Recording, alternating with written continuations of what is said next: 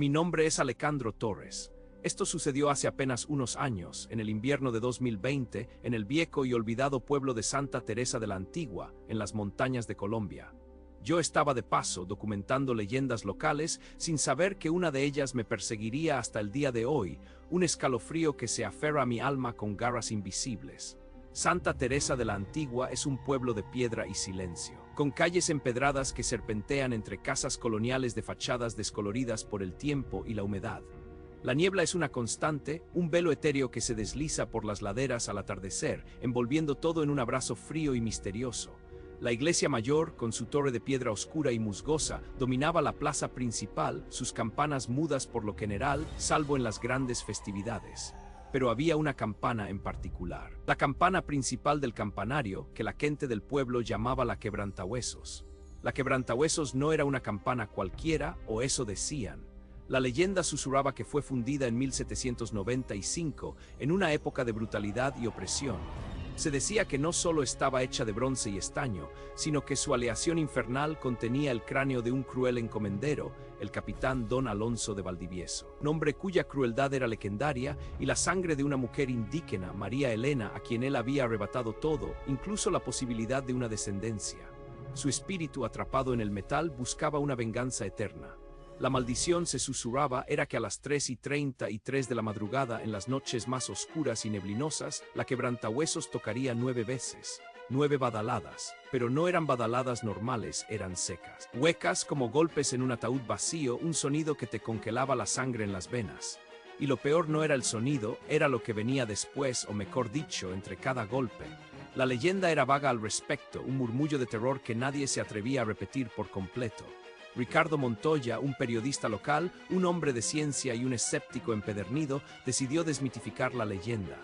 Yo lo conocía, un tipo jovial, de risa fácil, siempre con una grabadora en mano para sus podcasts de historia local. Él creía que todo era superstición, el producto de mentes rurales y crédulas. Decidió pasar una noche en el campanario, con su equipo de grabación, para capturar el supuesto sonido de la quebrantahuesos y demostrar al mundo que no era más que el viento o algún animal. La noche que lo hizo, una noche densa de neblina que envolvía el pueblo como un sudario gris, no pude dormir. Había una tensión en el aire, una quietud antinatural. El silencio era tan profundo que se podía casi escuchar el batir de tu propio corazón. Me preocupaba Ricardo, a pesar de su desdén por lo sobrenatural. Sentía un mal presentimiento, como una garra fría en el pecho. La noticia corrió como pólvora al amanecer. Lo encontraron en su estudio en su casa, frente a su grabadora, que seguía encendida. No estaba muerto, pero tampoco vivo. Estaba en un estado catatónico, los ojos ficos, vidriosos, perdidos en algún horror indescriptible. Su rostro, surcado por líneas de terror mudo, reflejaba una agonía que superaba cualquier descripción.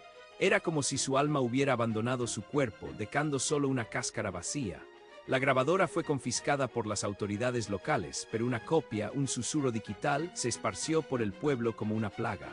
Nadie quería escucharla, pero todos lo hicieron. Lo que se escuchaba en esa cinta me heló la sangre y me persigue hasta el día de hoy. Eran las 9 badaladas secas. Cada don un golpe metálico que resonaba en lo más profundo del pecho, pero entre cada don se escuchaba una voz femenina antigua como el roce de hojas secas susurrando. Débil al principio, casi imperceptible, pero se volvía más clara, más urgente con cada badalada.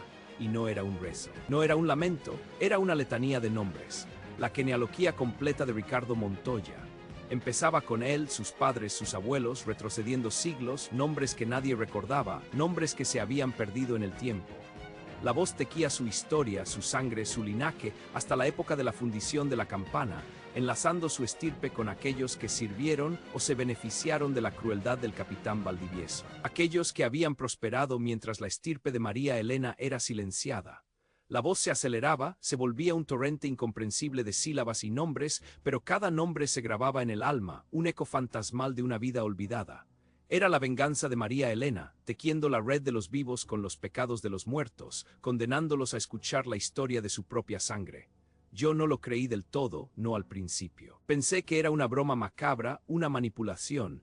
Intenté racionalizarlo, buscar explicaciones lógicas, pero la imagen de Ricardo, su mirada vacía, me atormentaba. La atmósfera del pueblo se había vuelto más densa, más opresiva, como si la niebla no solo cubriera las calles, sino también el corazón de sus habitantes. Y entonces llegó mi propia noche. Una noche. La neblina era tan espesa que las farolas de la plaza parecían fantasmas danzantes en la oscuridad.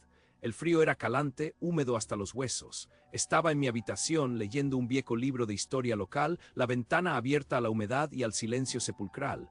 No había viento, no había animales, solo la quietud pegajosa de la noche. Y entonces lo escuché. El primer don. No era un sonido que viniera del campanario. No era un sonido que viniera de ninguna parte en particular. Era un sonido que venía de todas partes y de ninguna a la vez, resonando en mis oídos, en mi pecho, vibrando en mis huesos. Un don seco metálico que se incrustó en mi cerebro. El aire de la habitación se volvió pesado, gélido, como si una presencia invisible, antigua y hambrienta hubiera entrado y me envolviera con su aliento helado. Mi corazón empezó a golpear, como un tambor de guerra en mi pecho, tan fuerte que creí que los vecinos podrían escucharlo. Un sudor frío me perlaba la frente, y luego un susurro, débil al principio, casi imperceptible como el roce de hojas secas en el pavimento o el arrullo fantasmal de la niebla, pero no era el viento, era una voz, y no estaba susurrando al aire, no estaba susurrando a la noche, estaba susurrando mi nombre, Alejandro Torres, el hijo de Marta y Javier, nieto de Carlos y Sofía. El segundo don resonó, esta vez más cerca, más profundo, como si la campana estuviera dentro de mi propia habitación o dentro de mi cabeza. La voz se hizo un poco más clara, más urgente, tejiendo mi historia, mis ancestros, en un hilo de terror que se enrollaba alrededor de mi garganta. Mis padres, mis abuelos, mis bisabuelos, nombres que apenas recordaba, nombres que la voz sacaba de las profundidades del olvido. Una precisión escalofriante. No esperé el tercer don, no pude. El miedo me paralizó por un instante, un terror primitivo que me convirtió en piedra, y luego me impulsó, me lanzó. Agarré mis llaves, mi billetera, mi celular, lo primero que encontré en la mesa de noche. Mis manos temblaban tanto que casi se me caen los objetos. Salí corriendo de la habitación por el pasillo oscuro, bajé las escaleras a ciegas. La casa parecía haberse vuelto inmensa. Laberíntica, cada sombra un monstruo, cada crujido un lamento. Abrí la puerta de la calle con un estruendo que resonó en el silencio mortal de la madrugada. Salí corriendo por las calles empedradas, la neblina abrazándome como un sudario frío, como un sudoroso y viscoso abrazo. Corrí sin mirar atrás, el sonido de mis propios pasos resonando en el silencio abrumador, mezclándose con el eco fantasmal de la voz en mi mente. No me detuve hasta la estación de autobuses, un pequeño cubículo desolado a las afueras del pueblo. El primer autobús salía en media hora. Era un autobús viejo, chirriante, con un motor que tosía, pero en ese momento el sonido de ese motor era la melodía más dulce que jamás había escuchado. ¿De qué Santa Teresa de la Antigua esa misma madrugada? Sin mirar atrás, el motor del autobús era la única melodía que me importaba. Nunca volví, no podría. Pero a veces en las noches más silenciosas, cuando la niebla se asienta en mi ciudad actual, cuando el aire se vuelve pesado y frío, puedo escucharla. Puedo escuchar el eco de ese primer don reverberando en la distancia, y un susurro lejano pero persistente que aún hoy me persigue en mis pesadillas más profundas. Alejandro Torres, el hijo de Marta y Javier, nieto de Carlos y Sofía. La voz no terminó, no la dejé terminar. Pero sé que ella me encontró y supo mi historia, toda mi historia, y no hay escape de lo que llevamos en la sangre. Mi nombre es Andrés. Lo que les voy a contar sucedió hace apenas unos años, no en las grandes capitales, sino en un pequeño y olvidado pueblo de las montañas colombianas, un lugar que llamaré Santa Cruz de las Sombras. Era un rincón suspendido en el tiempo, con calles empedradas siempre húmedas y casas coloniales que parecían susurrar historias de siglos pasados. Había ido allí buscando inspiración. Un tema para mi podcast sobre leyendas latinoamericanas, algo que resonara con el eco de la historia, pero encontré algo mucho más oscuro de lo que jamás pude imaginar. El aire en Santa Cruz siempre olía a tierra mojada, a incienso viejo y a un frío que se metía en los huesos. Las noches eran especialmente densas, la neblina subía desde los valles como un sudario gris que lo envolvía todo, borrando los contornos y haciendo que cada sombra pareciera cobrar vida. Fue en una de esas noches, en la taberna del viejo Mateo, un lugar con muros de piedra que exhalaban el frío de la noche, donde escuché por primera vez la historia de la campana de los lamentos. Mateo era un hombre curtido, su rostro una red de arrugas profundas, sus ojos cansados pero con un brillo inquietante cuando hablaba de ciertas cosas. Yo estaba bebiendo un aguardiente para espantar el frío, y él, con la voz rasposa por los años y el tabaco, empezó a hablar de la iglesia matriz, la más antigua del pueblo. No de su arquitectura, sino de su campana mayor, esa que se alzaba solitaria en la torre, silente la mayor parte del tiempo. No es una campana cualquiera, mi joven dijo Mateo, limpiándose la boca con la manga de su camisa de lana. Fue fundida en el 1781. Dicen que no se hizo solo con bronce y estaño, sino con el dolor y la sangre de nuestra gente. Me explicó la leyenda. En esos tiempos coloniales, Santa Cruz fue el dominio de un encomendero cruel, un tal don Ricardo de la Vega, cuya avaricia y brutalidad no tenían límites. Maltrataba a los indígenas sin piedad. Hubo una joven, Zairi, de una belleza y un espíritu indomables, que se atrevió a desafiarlo. Por su insolencia. Fue castigada de la manera más inhumana y murió en un pozo cercano a donde se construiría la iglesia. Su familia, se decía, era de chamanes y curanderos, y antes de que su cuerpo fuera profanado o enterrado sin rito, su espíritu de luto y venganza fue invocado. Se cuenta que, cuando la gran campana fue fundida, el capataz, temiendo una rebelión, usó la superstición de la gente para someterla. Pero los chamanes, en secreto, durante la noche más oscura, arrojaron al metal hirviente no solo las hierbas y los conjuros, sino un pedazo del alma de Zairi, o eso decían. Un grito ancestral, una maldición sellada en el bronce. La campana desde entonces es la voz de su lamento eterno. Se suponía que la campana de los lamentos tocaba 9 badaladas secas y resonantes a las 3:33 de la madrugada, no todas las noches, solo en aquellas noches de niebla más espesa, cuando el velo entre los mundos se hacía más delgado, y cada badalada, decían, llevaba consigo un pedazo de la maldición de Zairi. Pero lo verdaderamente terrorífico no eran las badaladas en sí, sino lo que ocurría en el silencio entre ellas. Fue entonces cuando Mateo me contó la historia de Claudio. Un radialista de la capital, un tipo moderno y cínico, llegó a Santa Cruz a finales de los 90. Se burlaba de las leyendas locales. Las consideraba supersticiones de viejos. Quiso desmentir lo de la campana. Una noche de 1999, con su grabadora en mano, se apostó cerca de la iglesia, decidido a capturar el supuesto repique maldito. Quería mostrarle al mundo que solo era el viento o la imaginación de la gente. Lo encontraron a la mañana siguiente, mi joven, dijo Mateo, su voz vacando a un susurro que apenas pude oír sobre el crepitar de la leña en el fogón.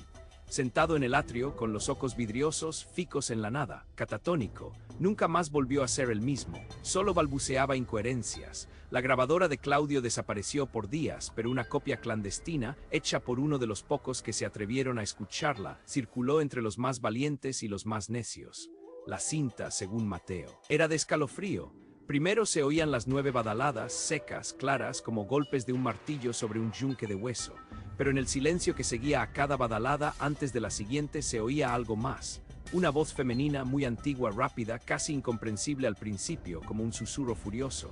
Una voz que recitaba nombres, la genealogía completa de Claudio, desde sus padres, sus abuelos, sus bisabuelos, remontándose siglo tras siglo, hasta la época colonial, ligando su estirpe a la de don Ricardo de la Vega, el encomendero. La voz de Zairi nombrando a los descendientes de aquellos que habían permitido su sufrimiento o que habían estado ligados a sus opresores, rompiendo el velo del tiempo, revelando la conexión. La piel se me erizó. Yo, siempre un escéptico empedernido, sentí un escalofrío que no era del frío de la noche. La historia me atrapó. Una mezcla de terror y una curiosidad malsana. Era posible. Una voz que recitaba la historia familiar de alguien era demasiado perfecto para mi podcast, demasiado espeluznante para ser real. Esa misma noche no pude dormir. El aguardiente no me ayudó. Al día siguiente mi mente estaba obsesionada con la campana. Pregunté por dónde podía conseguir esa grabación. Nadie la tenía o nadie admitía tenerla. Todos decían que había sido destruida, que traía mala suerte. Pero yo no soy de los que se rinden. Investigué, hablé con más ancianos y encontré a una mujer, la nieta del hombre que supuestamente había hecho la copia.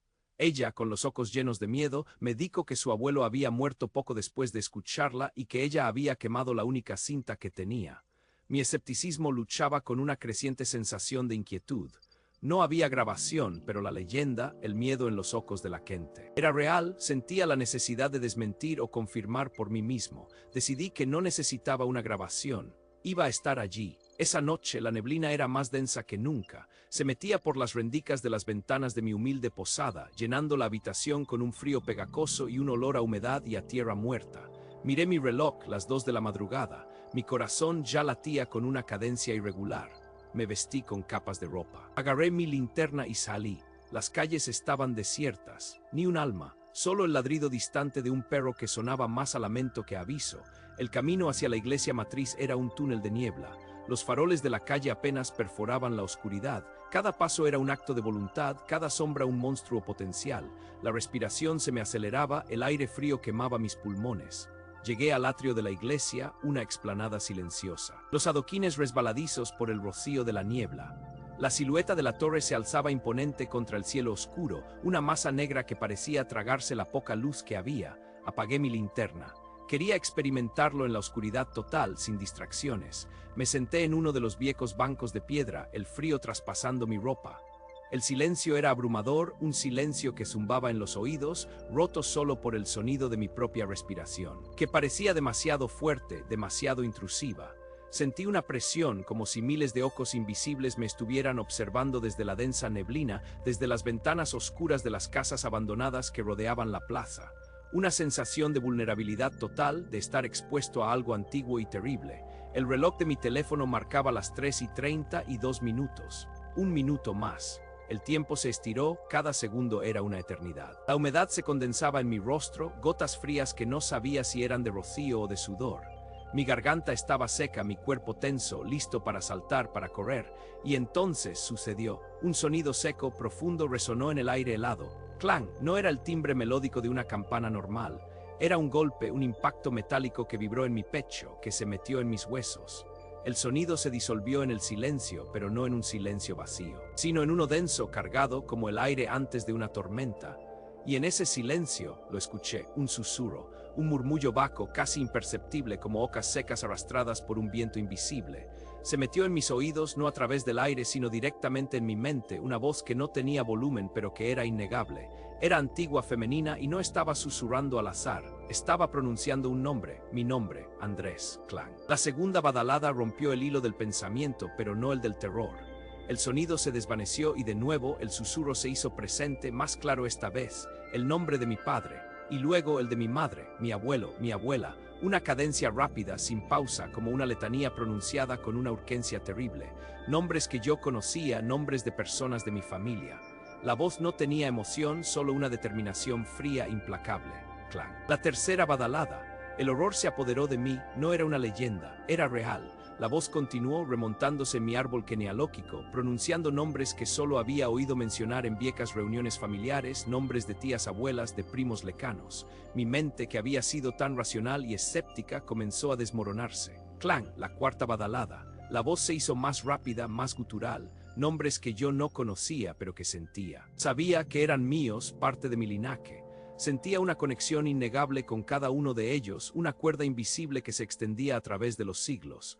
La niebla a mi alrededor parecía espesarse aún más, envolviéndome, aprisionándome. Sentí que el aire se volvía pesado, que la presión sobre mi pecho aumentaba. Clang, la quinta badalada. Ya no estaba sentado. Estaba de pie tembloroso, mi vista fija en la oscuridad de la torre, donde sabía que colgaba esa campana maldita. La voz era un torrente, una cascada de nombres que se remontaban cada vez más lejos, a generaciones que solo existían en empolvados registros y en la memoria del tiempo. Nombres con acentos extraños, con resonancias antiguas. Empecé a reconocer apellidos, apellidos que sabía que eran de mi familia, pero que se habían perdido en el tiempo, apellidos que se cruzaban con otros, formando una intrincada red. Sentí una punzada, un reconocimiento oscuro, como si la voz estuviera desenterrando secretos, conexiones que no debían ser reveladas. Clang, la sexta badalada. Mis piernas querían correr, pero estaban clavadas al suelo. El terror era físico, me oprimía el pecho, me ahogaba. La voz de Sairi o lo que fuera no paraba, no se detendría. Estaba desvelando mi historia, mi sangre, mi herencia, cada vez más atrás, hacia el origen, hacia la mancha. Mis ancestros, ¿qué hacían esos nombres tan antiguos, esos que no reconocía, tan importantes para esta voz? ¿Qué conexión tenía mi linaje con la brutalidad del encomendero, con el sufrimiento de Sairi? Clang, la séptima badalada. Un escalofrío helado recorrió mi espina dorsal. La voz ya no era un murmullo, era una letanía implacable, rápida como un río furioso.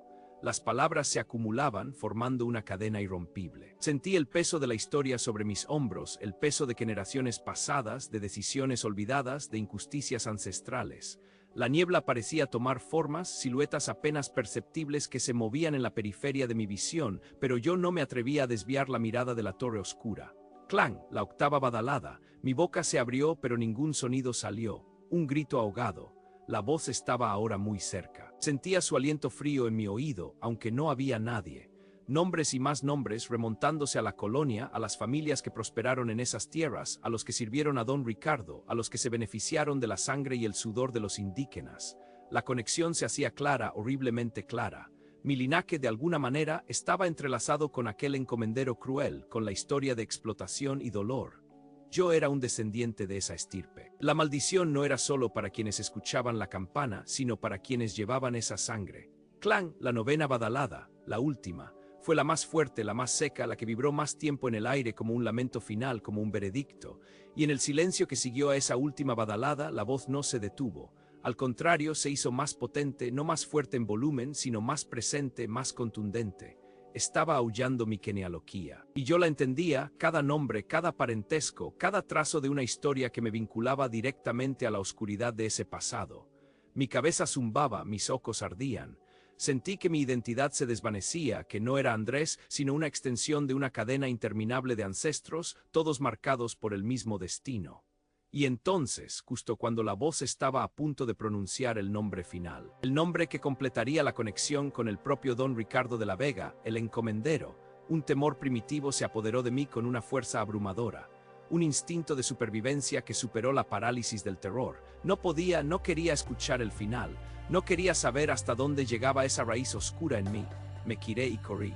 Corrí sin rumbo, sin pensar, tropezando en los adoquines húmedos, con el corazón latiéndome en los oídos. Con la voz de Sairi persiguiéndome, cada nombre un eco en mi mente. Corrí a través de la niebla que parecía intentar atraparme, a través de las calles desiertas, sin mirar atrás, sin atreverme a hacerlo.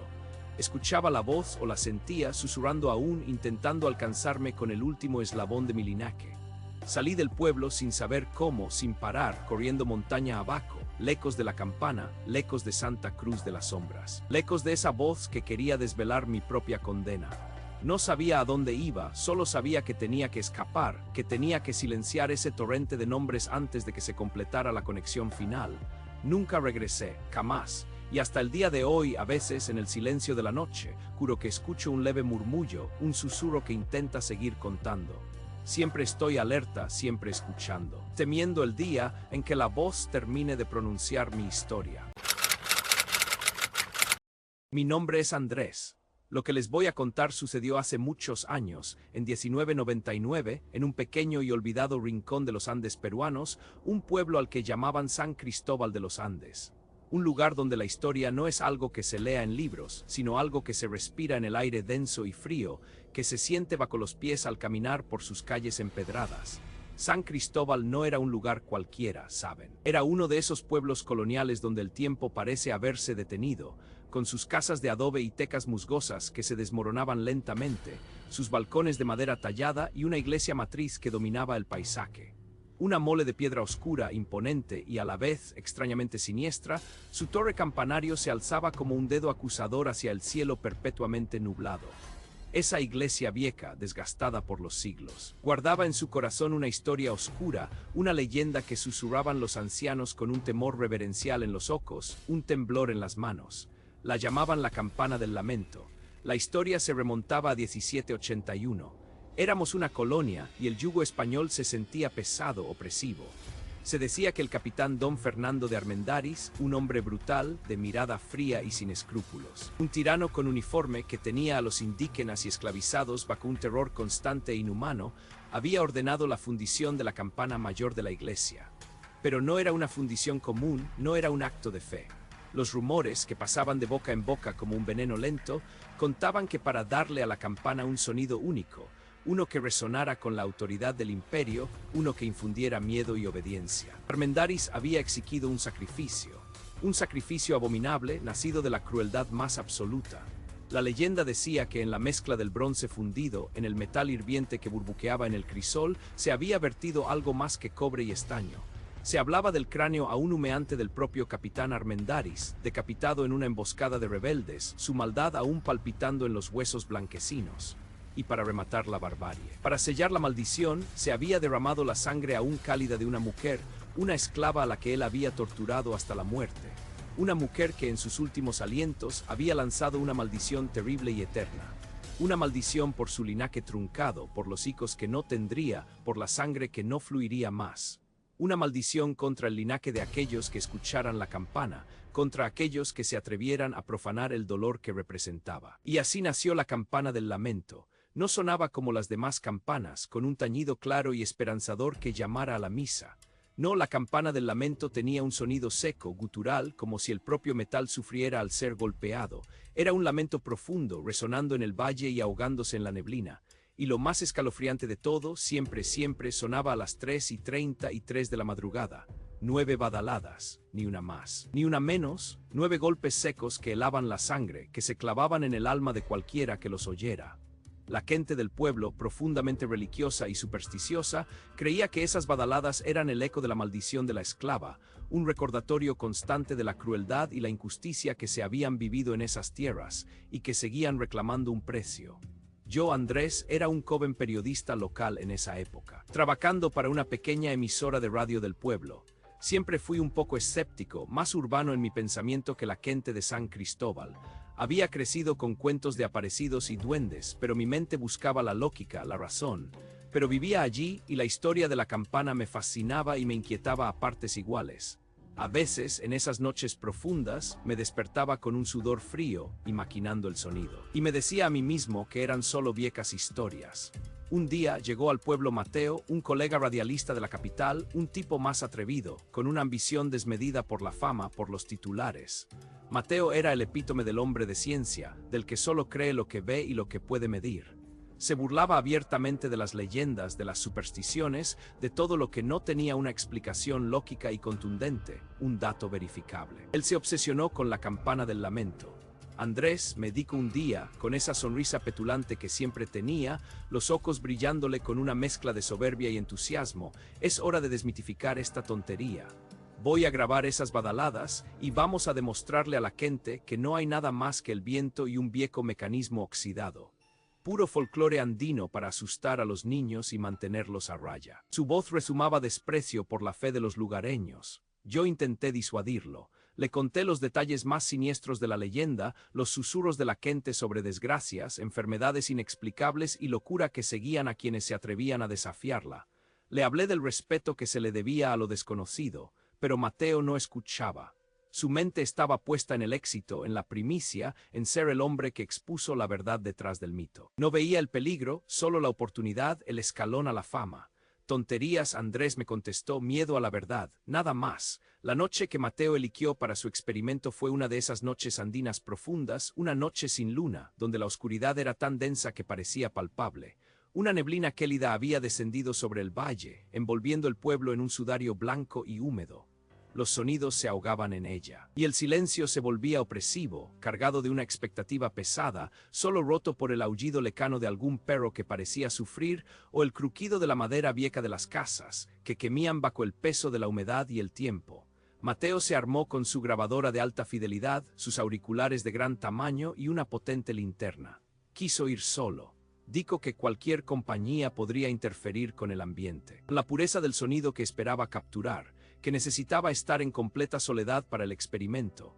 Yo me quedé en mi humilde casa, cerca de la plaza de la iglesia, con una inquietud que me carcomía por dentro. Traté de dormir, pero cada crujido del viento, cada sombra que se movía fuera de mi ventana, cada sonido amortiguado en la neblina me hacía saltar. La espera era insoportable. Contaba los minutos, sabiendo que a las 3:33 algo sucedería, algo diferente a todo lo que habíamos conocido. Y sucedió. No escuché las badaladas desde mi cama. El sonido, a pesar de ser potente, se difuminaba en la espesa neblina, se perdía en la inmensidad de la noche andina.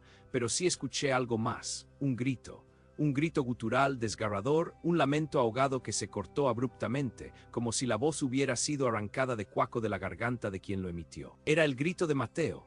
Salté de la cama, el corazón latiéndome a 1000 por hora, golpeándome contra las costillas con una fuerza brutal. Corrí hacia la ventana, pero la neblina era un muro impenetrable, una manta blanca que no me dejaba ver más allá de unos pocos pasos. Intenté gritar su nombre, pero mi voz se quedó pegada en mi garganta, un nudo apretado de pánico. Un miedo paralizante se apoderó de mí, un miedo irracional ancestral, que nunca antes había sentido con tal intensidad. Regresé a la cama, tiritando incontrolablemente, los dientes castañeando, y me envolví en las mantas como si pudieran protegerme de lo que fuera que había ocurrido afuera, de esa presencia invisible que sentía danzando en la noche. El sol de la mañana trajo consigo una claridad cruel, sin alivio. La neblina se disipó lentamente, revelando la plaza de la iglesia, bañada en una luz fría. Los pocos vecinos que ya estaban despiertos, curiosos o alarmados por el grito, se aglomeraban alrededor de algo, sus figuras borrosas al principio, luego más nítidas. Corrí descalzo hacia allí, el aliento atrapado en mi pecho, cada paso resonando en el silencio tenso. Mateo estaba allí, tirado en el suelo, justo al lado de la pesada puerta de madera de la iglesia, su cuerpo en una postura incómoda, casi antinatural.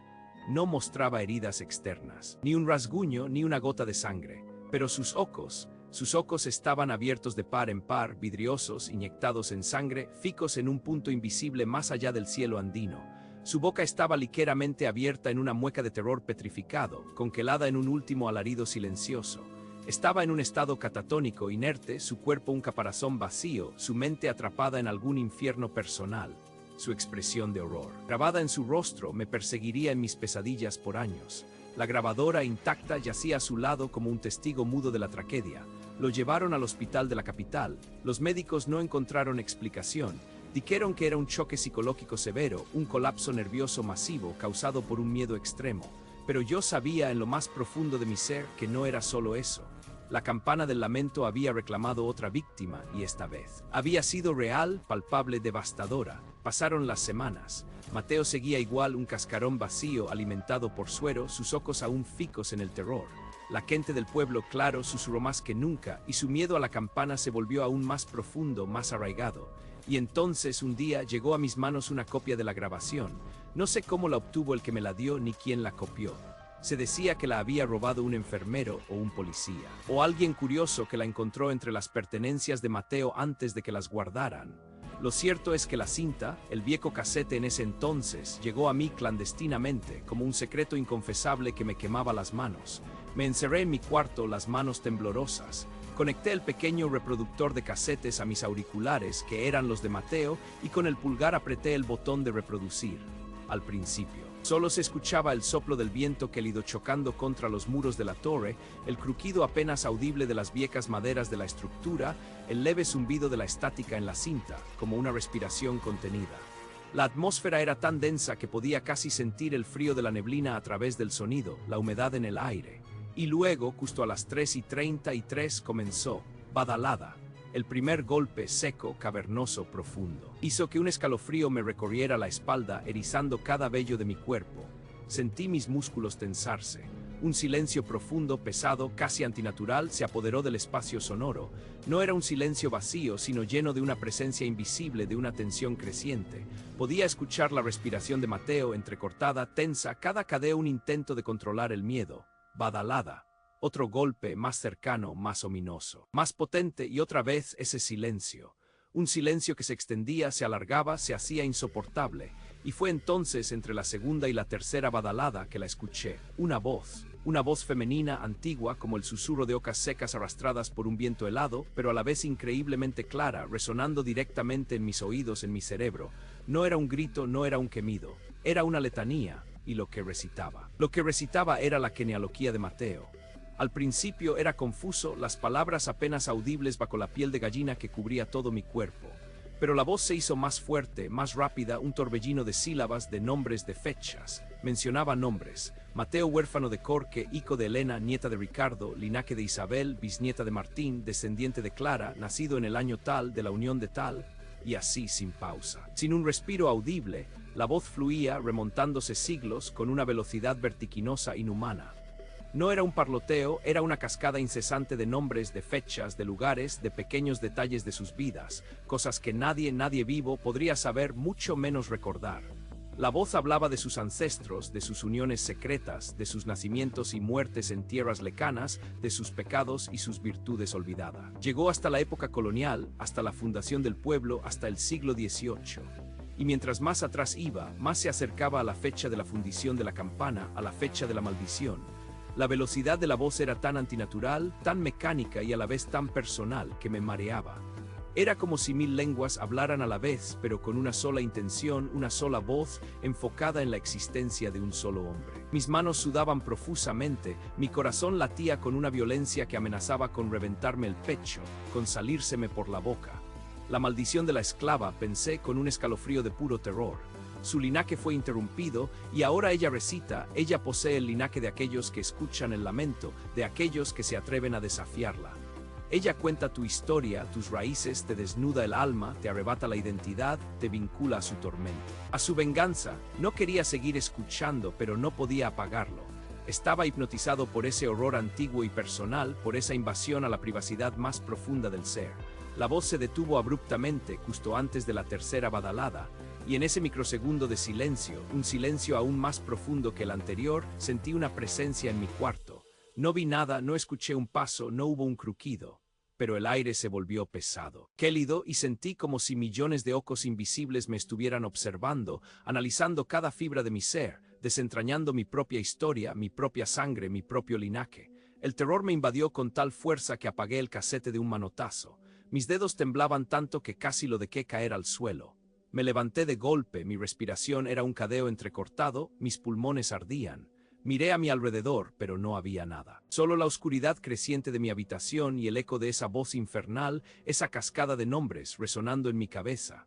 Esa noche no pude dormir. Pasé las horas mirando el techo, las sombras bailando en la penumbra. Mi mente no podía dejar de imaginar la torre de la iglesia, esa mole oscura que se alzaba sobre el pueblo, y la campana maldita. Cada crujido de la casa me hacía pensar que la voz estaba allí conmigo, susurrándome mis propios nombres ancestrales. La idea de que mi linaje, mi historia, mi esencia misma, pudiera ser conocida y recitada por una entidad tan antigua y maligna, tan llena de odio, me paralizó de miedo. La voz no era solo un sonido, era una invasión, una profanación de lo más íntimo. Me obsesioné. Los días siguientes fueron una agonía. Cada sombra, cada silencio, cada viento que soplaba me recordaba la grabación, la presencia. Sentía un cosquilleo en la nuca, la constante sensación de estar siendo observado, de que mi propia historia estaba siendo leída, examinada. Me miraba al espejo y sentía que mi propio rostro no era del todo mío, sino un eslabón en una cadena infinita de rostros olvidados, ahora expuestos al lamento, a la venganza. Una madrugada, semanas después del incidente de Mateo, el miedo se hizo insoportable, insostenible. Era otra noche de neblina espesa, opresiva, que envolvía el pueblo en un abrazo frío y asfixiante. Estaba acostado en mi cama, sudando frío a pesar del ambiente gélido. Sabía que se acercaban las 3:33. Mi mente estaba enloquecida, girando sin control y maquinando la campana, la voz, la genealogía, la mía, y entonces lo escuché. El primer badalada. El sonido llegó desde la torre, amortiguado por la neblina, pero inconfundible, resonando en el profundo silencio de la madrugada. No era la grabación, era el sonido real. La campana del lamento estaba sonando. Para mí, un terror primordial, bestial, se apoderó de mí. No esperé la segunda badalada, no esperé la voz. Mi mente proyectó instantáneamente lo que vendría a continuación. Mi nombre, mis padres, mis abuelos, mis tatarabuelos, hasta los más remotos ancestros, todos ellos siendo desenterrados, expuestos por esa voz maldita. Sentí que si la escuchaba sería el fin, mi mente se rompería como la de Mateo. Mi alma sería devorada. Salté de la cama. En un frenesí, en una ráfaga de puro pánico, agarré lo primero que pude, una mochila con algo de ropa, mi billetera, las llaves de mi viejo auto. No pensé en nada más, no miré hacia atrás, solo en huir, en salir de San Cristóbal de los Andes, de la sombra de esa iglesia maldita, de esa campana que ahora me reclamaba. Salí de la casa sin mirar atrás, el corazón golpeándome contra las costillas con una furia descontrolada. La neblina era un muro blanco, pero yo corría. Corría por las calles empedradas, el eco de la primera badalada aún resonando en mis oídos, y el terror de lo que vendría a continuación era un látigo implacable que me impulsaba. Llegué a mi auto, lo encendí de un tirón, el motor rugió en el silencio. Mis manos temblaban en el volante, apenas podía ver la carretera. Las luces apenas penetraban la neblina. Conduje como un loco, sin rumbo fijo, solo lejos. Lecos de San Cristóbal, lecos de la campana, lecos de la voz que quería contar mi historia, mi maldita historia. Nunca más volví a San Cristóbal de los Andes. Y cada vez que una madrugada la neblina se asienta y el silencio se vuelve pesado, juro que puedo escuchar en el fondo de mi mente el eco seco de una badalada y el susurro incesante de una voz que empieza a nombrar, desde lo más profundo de la historia, a mis antepasados. Me estremezco al pensar que la voz podría estar nombrándome a mí justo ahora. Mi nombre es Santiago. La historia que les voy a contar, amigos, no es algo que leí en un libro viejo o escuché de un borracho en una cantina. Esto, créanme, lo viví en carne propia y desde entonces no ha habido una sola noche de verdadero descanso para mi alma. Sucedió en un pueblo remoto, casi olvidado, entre las altas montañas de los Andes peruanos, un lugar al que llamaré San Miguel de la Sal. La fecha. La fecha se me graba a fuego en la memoria, era el otoño de 1999, y el aire ya traía consigo el presagio de un invierno gélido y despiadado. San Miguel de la Sal no era un pueblo cualquiera, sino un lugar donde el tiempo parecía haberse estancado en la época colonial, sepultado bajo el peso de siglos de olvido y una historia oscura como el Hollín. Sus calles eran empedradas y tortuosas, resbaladizas por la humedad perpetua de la neblina andina. Las casas, construidas con adobes centenarios, parecían encogerse sobre sí mismas, como si intentaran esconderse de algo que acechaba en los páramos circundantes. En el centro de todo, desolada y sombría, se alzaba la antigua iglesia de Nuestra Señora de las Nieves. Sus muros eran gruesos, erosionados por el viento y la lluvia, y su torre campanario, agrietada y cubierta de líquenes, se alzaba como un dedo acusador contra el cielo casi siempre encapotado. Pero no era la arquitectura lo que hacía a San Miguel de la Sal tan inquietante. Era su campana principal, la más grande de las tres que colgaban en lo alto de la torre. Una campana cuyo eco, según los viejos del pueblo, traía consigo una maldición ancestral, un eco de un dolor que se negaba a morir. La leyenda de esa campana, que los lugareños llamaban la campana de las almas perdidas, se remontaba al año de 1781, la época más brutal de la colonia. Los pocos mineros y los mestizos de rostro curtido por el sol y el frío susurraban que no era una campana común. Decían que en su fundición, bajo la orden del capitán español Don Alonso de Paredes, un hombre cuya crueldad no conocía límites y cuyo nombre aún era pronunciado con temor, no solo se usó bronce y plata extraída con la sangre y el sudor de los nativos, sino algo mucho más impío. Se susurraba que un fragmento de su cráneo, de su espíritu despiadado, había sido mezclado en la aleación. Y lo que es peor, la sangre de una esclava indígena, una madre a quien él había despojado de sus hijos y cuya linaje había extinguido con su brutalidad indescriptible, también fue derramada en el molde hirviente, no como un sacrificio, sino como un acto final de profanación, un escupitajo a su dolor más profundo. Desde ese día, la campana tenía la fama de sonar por sí sola, cada cierto tiempo, 9 badaladas secas y resonantes, dicen a las 3:33 de la madrugada, un momento que los lugareños llamaban la hora muerta, la hora en que el velo entre los mundos se adelgaza. Y no era un sonido cualquiera, sino un golpe que no provenía de un objeto inerte, sino de algo vivo, algo que respiraba maldad. Decían que cada campanada arrastraba un alma, o peor aún, dejaba una huella indeleble en el alma de quien osaba escucharla. Yo en ese entonces trabajaba como periodista en una radio pequeña en la capital y fue allí donde conocí a Ricardo Vargas. Ricardo era un hombre de ciencia, un escéptico empedernido, con una voz profunda perfecta para la radio y una mente aguda que despreciaba cualquier forma de superstición como un residuo de la ignorancia. Él se había obsesionado con la leyenda de la campana de San Miguel de la Sal. Quería desenmascararla, exponerla como una tontería popular, un simple efecto de la resonancia del viento o de la dilatación del metal por el frío. Me habló de su plan con una pasión casi febril. Él iría al pueblo, se instalaría cerca de la iglesia la noche señalada y grabaría el sonido de la campana a las 3:33 de la mañana. Su objetivo era simple: captar el sonido, analizarlo con su equipo de última generación y demostrar al mundo que no había nada sobrenatural en ello, solo física y acústica. Me invitó a acompañarlo. Recuerdo que me dijo que sería una gran historia para el programa, un reportaje sobre cómo la ciencia desmitifica las viejas leyendas. Yo, aunque menos cínico que él, también sentía una curiosidad periodística. Acepté, pero un presentimiento oscuro, un frío en el estómago que no podía explicar, me rondaba desde el momento en que pronunció el nombre de la campana. Llegamos a San Miguel de la Sal una tarde nublada de otoño, después de un viaje extenuante por caminos casi intransitables. El aire era frío, denso, cargado de humedad y con un olor a tierra mojada y a moho antiguo que se metía en los huesos y se anidaba en la garganta. Las montañas se alzaban imponentes, cubiertas por una neblina perpetua que les daba un aspecto fantasmal, como si fueran los guardianes silenciosos de algún secreto milenario.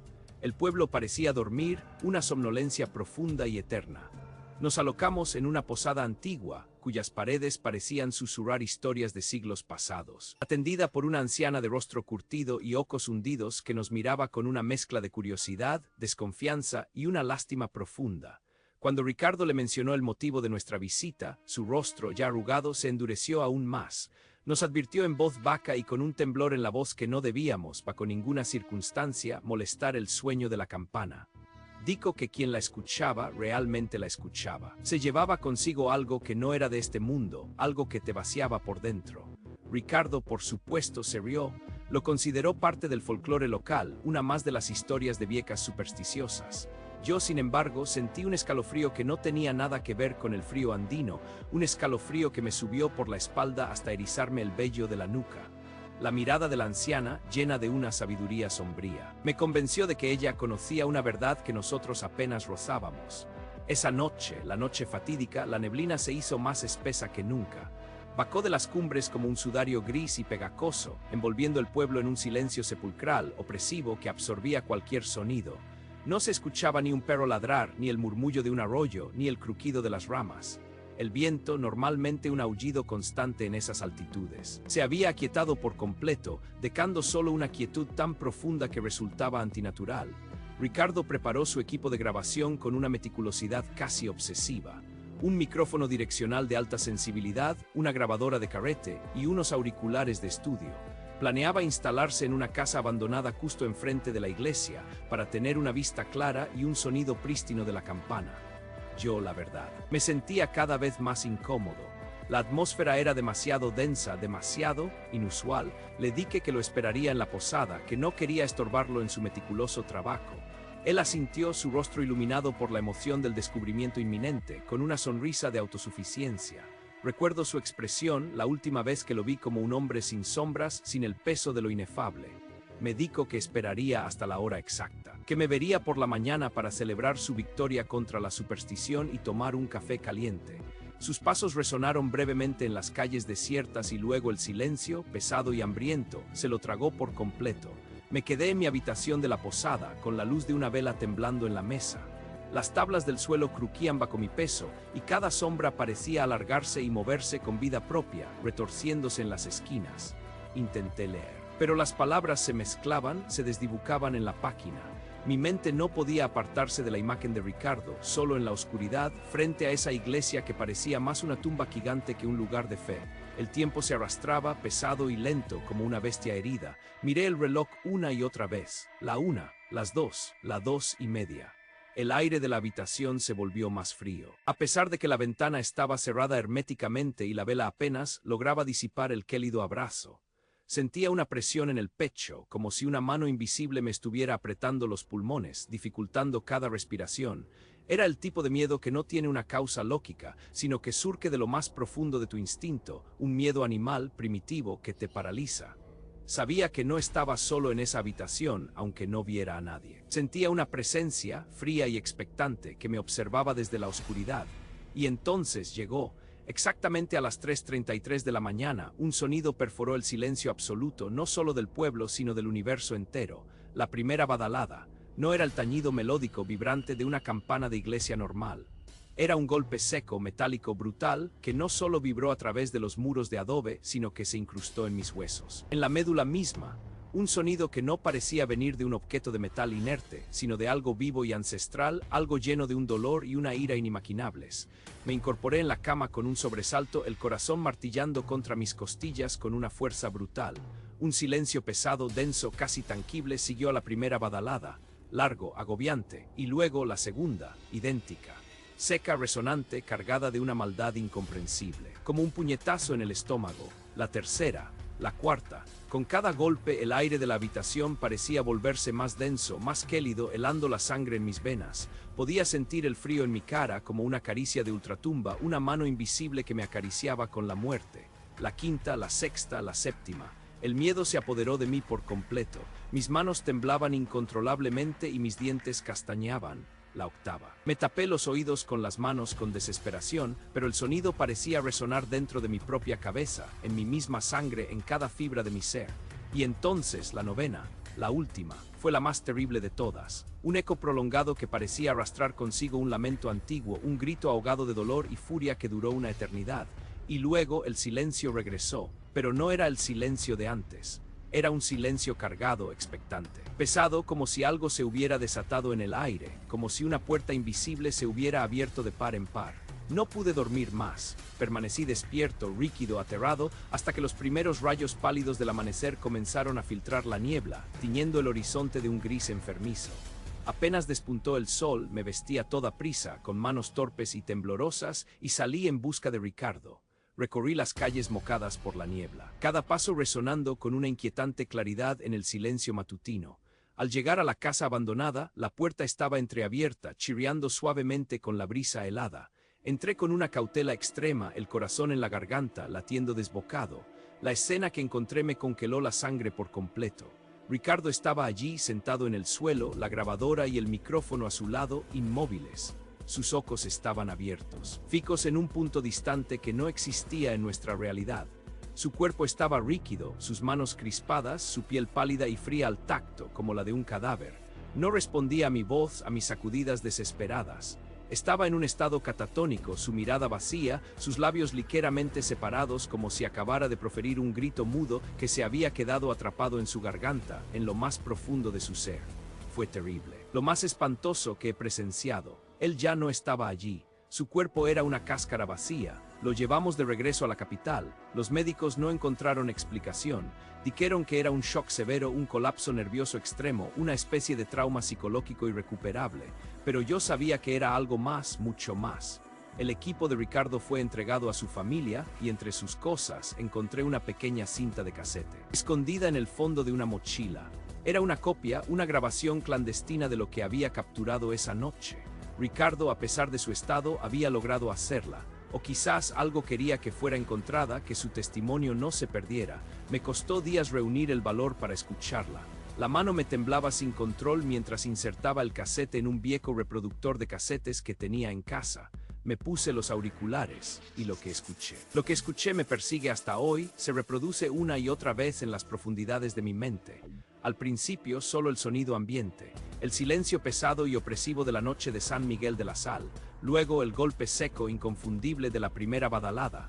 ¡Pum! Mi cuerpo se tensó al instante, y entre la primera y la segunda badalada algo apareció. Un susurro apenas audible al principio como el roce de hojas secas, que se transformó lentamente en una voz femenina antigua, llena de un dolor y una ira infinitos, de un sufrimiento acumulado por siglos. Una voz que no cantaba, no lloraba, no hablaba, sino que recitaba. Y lo hacía a una velocidad inusitada, una cascada de nombres y fechas, una letanía incesante. ¡Pum! Segunda badalada. Y de nuevo la voz más clara, más insistente, como si se acercara a mi oído, respirando sobre mi nuca. Daba nombres que no conocía, pero que poco a poco, con un horror creciente, me di cuenta de que eran la genealogía de alguien. Nombres de padres y madres, abuelos y abuelas, de siglos atrás. ¡Pum! Tercera badalada. La voz era ahora un torrente incomprensible de sílabas, pero su intención era innegable, macabra. Estaba narrando la historia de una estirpe. La estirpe de Ricardo Vargas. Lo comprendí con un horror helado que me atenazó el corazón. Nombres de sus ancestros, de sus abuelos, bisabuelos, tatarabuelos. La voz no se saltaba ni uno. Describía los enlaces familiares, las uniones, los nacimientos, como si tuviera acceso a un archivo cósmico, a la memoria misma de la sangre. Y cada badalada servía como una pausa brutal, un marcador en esa narrativa macabra, un latido en la historia familiar que se desilvanaba. La voz era la de la esclava, la madre despojada de su linaje, la que sufrió la pérdida de sus hijos por la crueldad del capitán Alonso, esa mujer a quien el capitán había condenado a la extinción de su sangre. Ella, desde la fundición del metal maldito, se vengaba, no matando físicamente, sino deshaciendo la identidad, la esencia misma del ser, mostrando que ella, la anónima, la olvidada, la sin nombre, conocía cada hilo de la red de la vida de quienes osaban perturbar su descanso. Revelaba la trama completa, desde el presente hasta el pasado más remoto, hasta el momento en que su propia historia fue arrancada de taco. Era la maldición definitiva. No podían borrarla, pero ella podía borrar a otros o al menos deshacerlos. La voz se volvió un crescendo de nombres, de vidas conectadas, una narración aterradora que revelaba la inmensa telaraña de la existencia de Ricardo. Era como si le arrancara su historia, su herencia, su mismísima identidad, exponiéndola en su totalidad para luego dejarlo vacío, sin anclaje en el tiempo ni en el espacio. Ricardo, un hombre que despreciaba el pasado, había sido forzado a escuchar su propio pasado, toda su historia familiar hasta el origen, con cada detalle, con cada nombre, cada entronque, cada vida, cada error, cada secreto. Y la voz se reía no con una risa audible, sino con una maldad silenciosa que permeaba cada sílaba, cada vocal, cada consonante. Se reía de su incredulidad, de su ciencia, de su arrogancia, de su ignorancia. Se reía de la inutilidad de su razón frente a la fuerza milenaria de una maldición. Cuando la novena badalada resonó en los auriculares, un eco prolongado que se extendió hasta el infinito, el sonido de la voz se cortó de golpe. Solo quedaba un eco fantasmagórico, una resonancia de pura maldad. Me quité los auriculares con manos temblorosas, empapadas en sudor frío. Mis oídos zumbaban, mi cabeza dolía con una intensidad insoportable. Sabía que Ricardo no estaba loco. Había sido testigo de algo que le había arrebatado el alma, lo había vaciado de todo. Había escuchado su propia historia desentrañada, expuesta en una horquilla de nombres y fechas, y aquello lo había destruido por completo. La historia de su familia, contada por un espíritu vengativo, era su perdición, y la mía empezaría si no me apresuraba. Me aterrorizaba la idea de que la voz hubiera grabado cada nombre, cada detalle de la genealogía de Ricardo, para luego comenzar a narrar la mía propia. El simple pensamiento me heló la sangre en las venas. Podía sentir el frío en mi espina dorsal, un escalofrío que no me abandonaría jamás. Nunca volví a San Miguel de la Sal. De hecho, me alejé lo más que pude, huyendo como un animal asustado. Dejé mi trabajo, vendí todo lo que poseía. Y me mudé a una pequeña cabaña en el sur, perdida entre los bosques, lejos de cualquier torre de iglesia, lejos de cualquier montaña que pudiera albergar un secreto tan oscuro y hambriento. Pero la memoria no se borra. El eco de esas badaladas, el susurro de esa voz, me persiguen en el silencio de las noches. A veces en las noches más silenciosas, cuando la luna es apenas un taco de luz entre las nubes y el viento gime entre los árboles como un lamento. Creo oírla, un murmullo distante. Una lista de nombres que comienza a formarse en los recovecos de mi mente, nombres que no quiero reconocer, que no deben ser míos. Mi mente, que ahora se niega a dormir profundamente, que siempre está alerta, escuchando a la espera. Y en esas noches, el sudor frío me empapa y mi corazón se acelera con una fuerza brutal, porque sé que ella, la esclava, la madre, la guardiana de linajes rotos y vengados, no perdona a nadie que ose desafiar el velo entre mundos. Ella está ahí esperando, siempre esperando, y yo sigo huyendo, aunque sé que tarde o temprano su voz me encontrará. Mi nombre es Ricardo.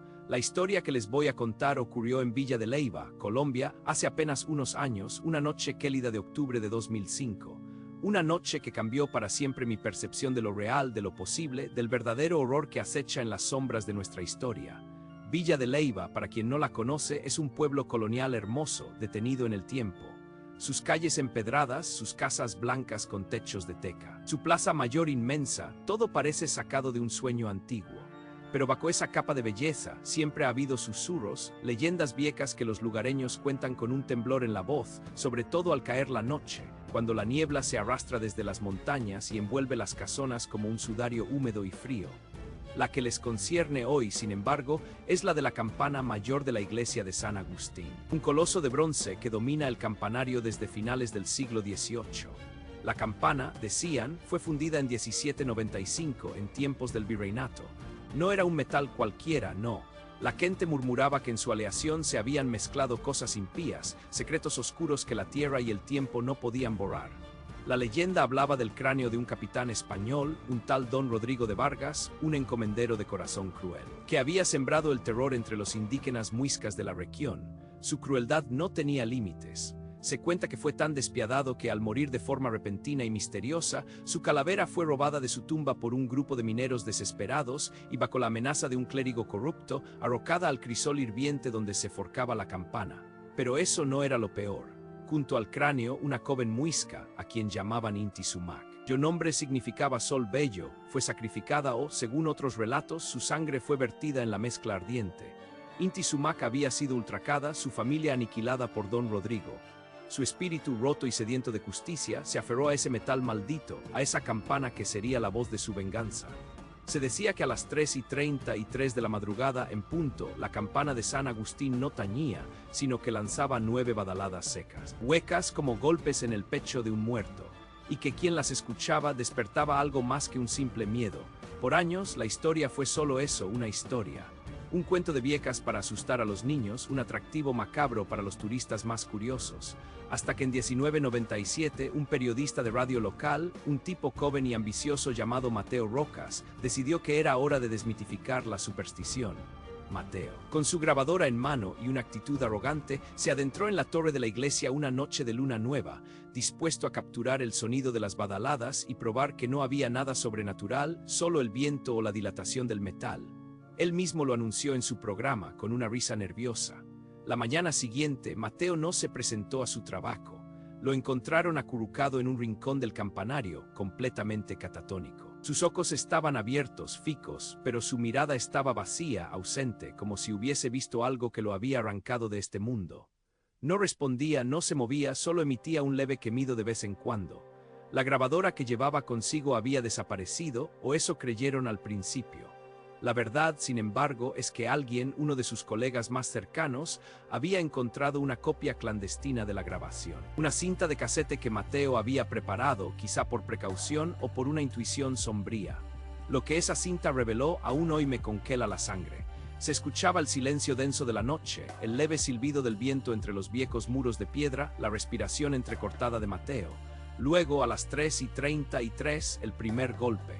Un sonido profundo, metálico, pero extrañamente muerto, como si la resonancia fuese absorbida por algo invisible. Boom, un silencio tenso. Boom, otro, y así las 9 badaladas espaciadas por unos segundos de una quietud aterradora, pero entre la 7ª y la 8ª badalada, justo en ese intersticio de silencio absoluto, algo más se grabó, una voz femenina, antigua, gutural, que no cantaba ni hablaba, sino que recitaba a una velocidad vertiginosa. No eran palabras sueltas. Era una letanía, una enumeración. La voz, de una velocidad inhumana, repetía nombres, fechas, lugares, enlaces familiares. La genealogía completa de Mateo Rocas, yendo hacia atrás siglos y siglos, hasta llegar a los nombres de los conquistadores y los encomenderos de la época de la fundición de la campana. Una lista interminable, incomprensible, pero terrorífica en su precisión. La voz de Inti Sumac tejiendo la red de la venganza, ligando a Mateo con aquellos que habían pisoteado su tierra y su gente, aquellos cuyas linajes ella ahora se encargaba de desenmascarar, de reclamar. Mi encuentro con esta leyenda fue mucho después, en aquella noche de octubre de 2005. Yo estaba de visita en Villa de Leyva, quedándome en una posada antigua cerca de la Plaza Mayor. La niebla, como les dije, era espesa, se podía casi masticar el frío. No podía dormir. Una extraña inquietud me mantenía despierto.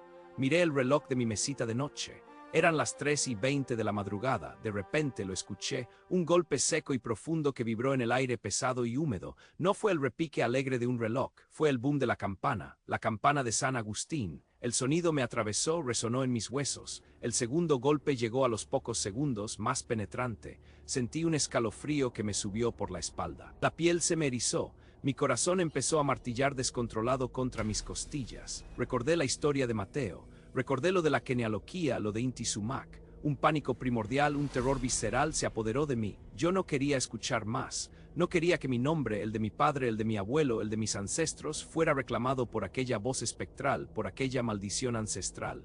No quería que mi linaje fuera desnudado, que mis secretos familiares y los de aquellos que me precedieron fuesen expuestos al juicio de un espíritu milenario. Me levanté de la cama como un autómata.